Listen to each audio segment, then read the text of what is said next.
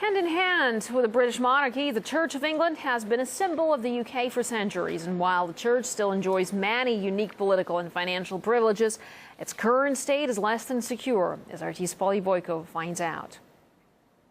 One of the most religiously diverse nations in the world, with one official state religion.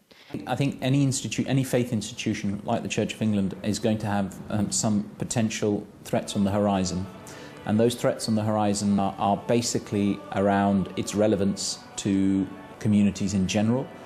Other faiths are significantly growing in their not only population, but their voice in a social and political level. Yet, the National Church has 26 unelected members in the House of Lords, the upper house of Britain's Parliament, and it enjoys financial privileges courtesy of the UK taxpayer. By the church's own admission, the number of people coming through the doors of this and every other church in England has halved over the past 40 years.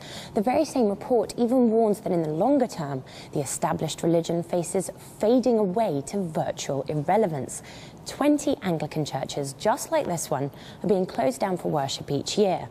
Entrepreneurial property developers are snapping them up and converting them to luxury housing or even nightclubs.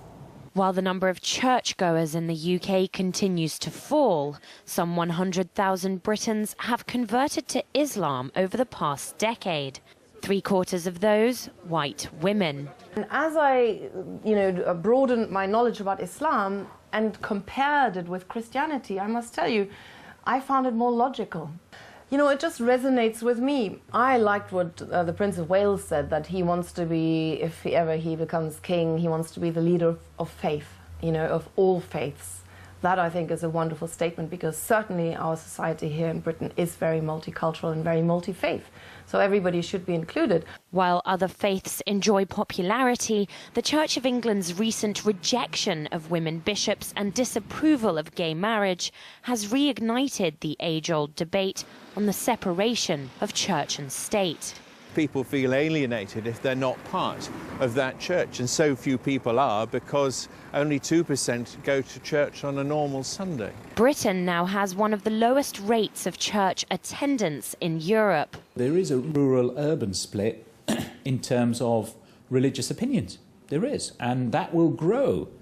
And that fissure may actually become wider as time goes on.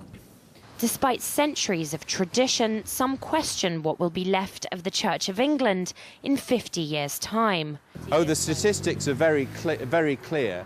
Almost disappeared. With something, I think the 2050 figures are 100,000 people in their pews on an average Sunday out of a population of 60 million. That's minuscule. But the privileges and political influence afforded to it are far from trivial. And that's what's fueling the calls of those who say that it's fairer to separate the church from the state. Polly Boyko, RT, London.